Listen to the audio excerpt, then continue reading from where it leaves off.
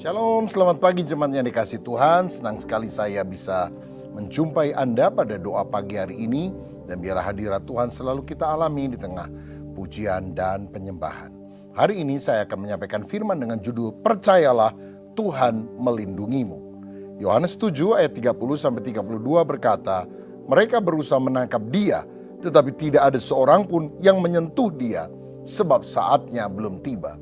Tetapi di antara orang banyak itu ada banyak yang percaya kepadanya. Dan mereka berkata, apabila Kristus datang mungkinkah ia akan mengadakan lebih banyak mujizat daripada yang telah diadakan oleh dia ini? Orang-orang Farisi mendengar orang banyak membisikkan hal-hal itu mengenai dia. Dan karena itu imam-imam kepala dan orang-orang Farisi menyuruh penjaga-penjaga bait Allah untuk menangkapnya. Saudara sekalian, pada ayat sebelumnya Yesus berkata bahwa orang Yahudi tidak mengenal Allah Bapa yang mengutus dia. Dan ini merupakan tuduhan yang serius. Karena orang Yahudi menganggap dirinya adalah bangsa pilihan Allah. Mereka mendengar tentang pengalaman bapa leluhur mereka yang berjumpa dengan Allah di Gunung Sinai. Kok berani-beraninya Yesus berkata, kamu tidak mengenal Allah sebagai Bapakku. Makanya orang Yahudi sakit hati dan mau menangkap Yesus. Tapi Alkitab bilang tak seorang pun yang bisa menyentuhnya sebab saatnya belum tiba. Saya percaya ada unsur perlindungan Tuhan bagi orang yang benar. Kalau belum waktunya Tuhan, 1.000 bisa rebah di sebelah kirimu, 10.000 bisa rebah di sebelah kananmu, tapi engkau akan tetap berdiri oleh anugerah Tuhan.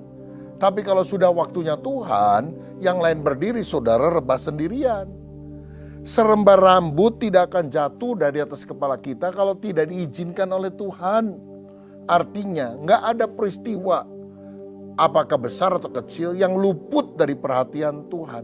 Makanya jangan takut terhadap apapun juga. Karena ada Allah yang memelihara, langkah hidup kita diatur oleh Tuhan.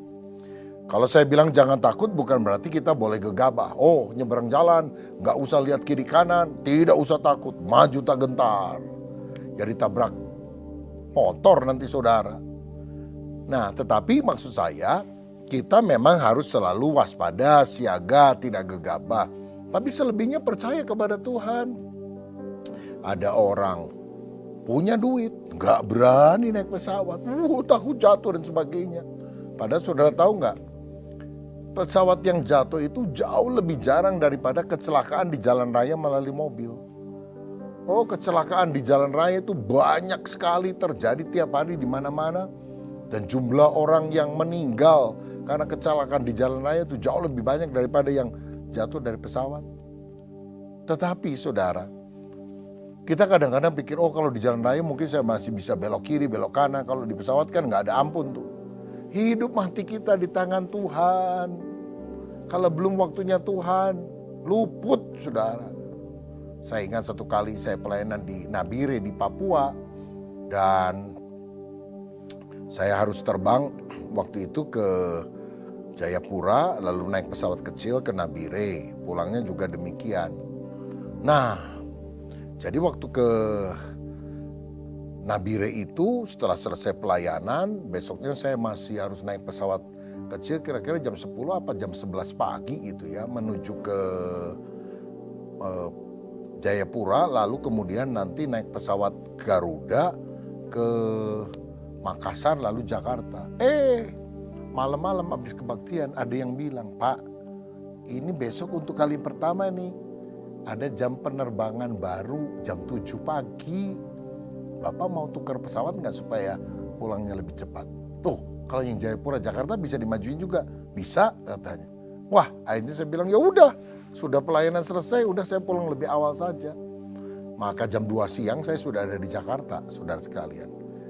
Jam berapa ya? 4 sore kira-kira saya lihat ada berita di televisi. Itu pesawat yang mestinya saya ada di sana dari Jayapura ke Makassar. Ternyata itu tergelincir di landasan, saudara sekalian. Memang tidak ada yang meninggal, tapi harus dievakuasi dan sebagainya. Delay berjam-jam.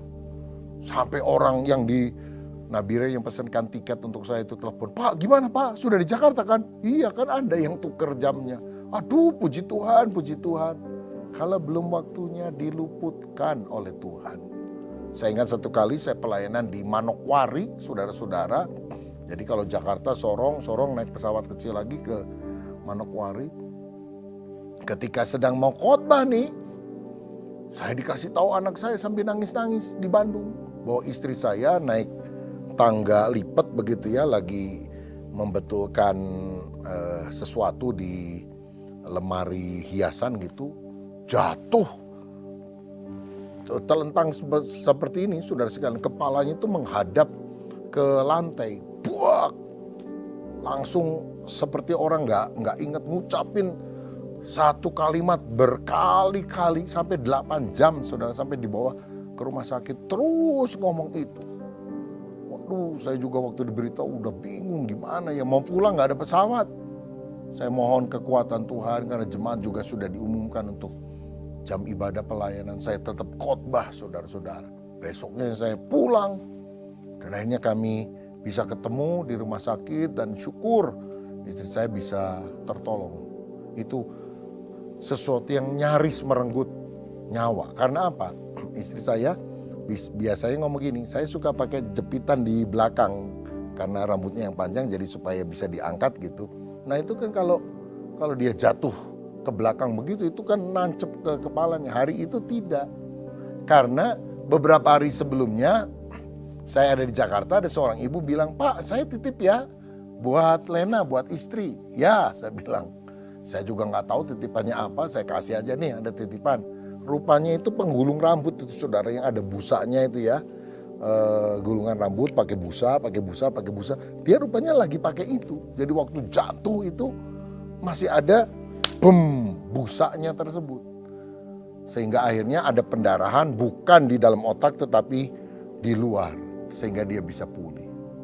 Oh, kalau belum waktunya Tuhan luputkan, saudara. Tidak boleh gegabah tentu, tapi percayalah Tuhan adalah penolongmu, Tuhan adalah pelindungmu.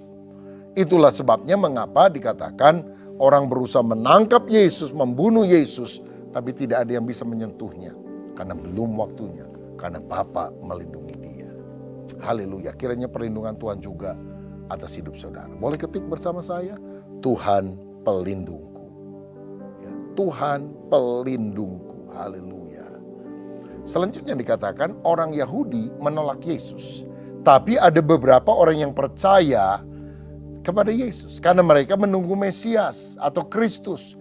Yaitu orang yang diurapi oleh Allah untuk menjadi juru selamat dunia. Sebab mereka berkata, apa ada orang yang kalau datang lagi Mesias bisa bikin mujizat lebih banyak dari Yesus. Ini mujizatnya banyak banget. Yesus ini Mesiasnya ini. Nah, tetapi apa yang diucapkan mereka itu malah membuat imam kepala dan orang Farisi tambah panas, saudara. Sehingga mereka lalu menyuruh penjaga bait Allah untuk menangkap Yesus. Kenapa? Karena iri, tidak mau tersaingi, takut kalah populer daripada Yesus. Sehingga mereka dengki berusaha membunuh Yesus. Hati-hati, iri hati seperti Saul yang semula senang kepada Daud karena Daud mengalahkan Goliat, Daud menang atas orang Filistin, musuh orang Israel. Tapi ketika para gadis bilang, hebat Saul mengalahkan ribuan orang, tapi Daud lebih hebat mengalahkan puluhan ribu orang. Sejak itu irilah Saul, dia berusaha berkali-kali membunuh Daud. Begitu juga orang Farisi dan ahli Taurat ini dan imam kepala ini. Mereka adalah orang yang beragama, tapi ingin membunuh Yesus dengan alasan yang dicari-cari. Kiranya Tuhan memberikan hati yang bersih kepada kita. Jangan sampai kita beragama, tapi hidup kita tidak berkenan kepada Tuhan. Dan saya percaya kalau kita minta disucikan, Tuhan juga mau menyucikan hidup kita, sehingga hidup kita makin hari makin sesuai dengan kehendak Tuhan. Saudaraku, percayalah Tuhan pelindung kita dan milikilah selalu hati yang berkenan kepadanya. Sehingga Tuhan sungguh mencurahkan berkat rohani dan jasmani kepada kita. Mari kita berdoa. Bapa, jadikan kami orang yang sungguh beriman kepada Engkau, bahwa selembar rambut pun tidak akan jatuh kalau tidak diizinkan Tuhan. Berarti ada perlindungan Tuhan, proteksi Tuhan atas hidup kami. Halaukan segala ketakutan, kekhawatiran, termasuk iri hati, kepahitan dalam hati kami. Biar hati kami berkenan kepada Tuhan, sehingga akhirnya kuasa perlindungan penjagaan Tuhan selalu nyata dalam hidup kami. Berkat-Mu atas kami, dalam nama Tuhan Yesus. Sekarang terimalah kasih dari Allah Bapa Sorgawi, kasih karunia Tuhan Yesus Kristus dan persekutuan Roh Kudus menyertai kita semua mulai hari ini sampai selama-lamanya. Haleluya. Amin. Tuhan Yesus memberkati.